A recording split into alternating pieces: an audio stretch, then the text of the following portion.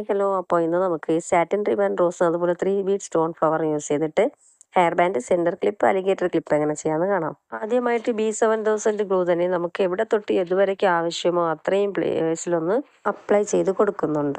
എന്നിട്ട് ആദ്യമായിട്ട് ഞാനൊരു 3 ബീഡ് സ്റ്റോൺ ഫ്ലവറാണ് ഒട്ടിച്ചു കൊടുക്കുന്നത്.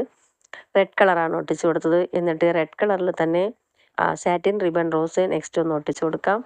അതിനുശേഷം വീണ്ടും നമ്മുടെ 3 ബീഡ് സ്റ്റോൺ ഫ്ലവർ ഇങ്ങനെ മാറി മാറി നമുക്ക് അറ്റം വരയ്ക്കും ഒന്ന് ഒട്ടിച്ചു കൊടുക്കാം. ഈ സ്റ്റോൺ ശകലം ഒന്ന് വെയിറ്റ് ഉള്ളത് കൊണ്ട് നിങ്ങൾ പെട്ടെന്ന് അങ്ങ് ഒട്ടിച്ച് പോകുമ്പോൾ അത് അങ്ങോട്ടും ഇങ്ങോട്ടും ഒന്ന് മാറി കൊടുക്കും.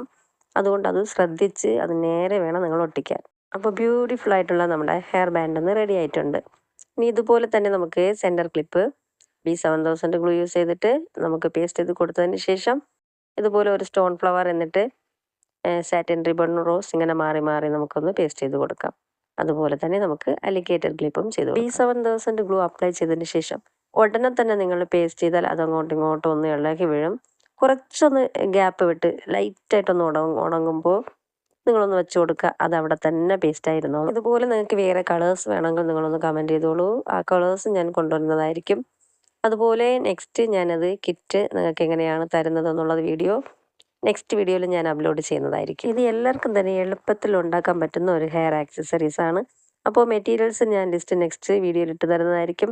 നിങ്ങൾ ആവശ്യമുള്ളവർ വാങ്ങിച്ച് നിങ്ങളുടെ മക്കൾക്ക് നിങ്ങൾ തന്നെ ഉണ്ടാക്കി കൊടുക്കാം. അതുപോലെ നിങ്ങൾക്ക് സെയിൽ ചെയ്യുകയും ചെയ്യാം.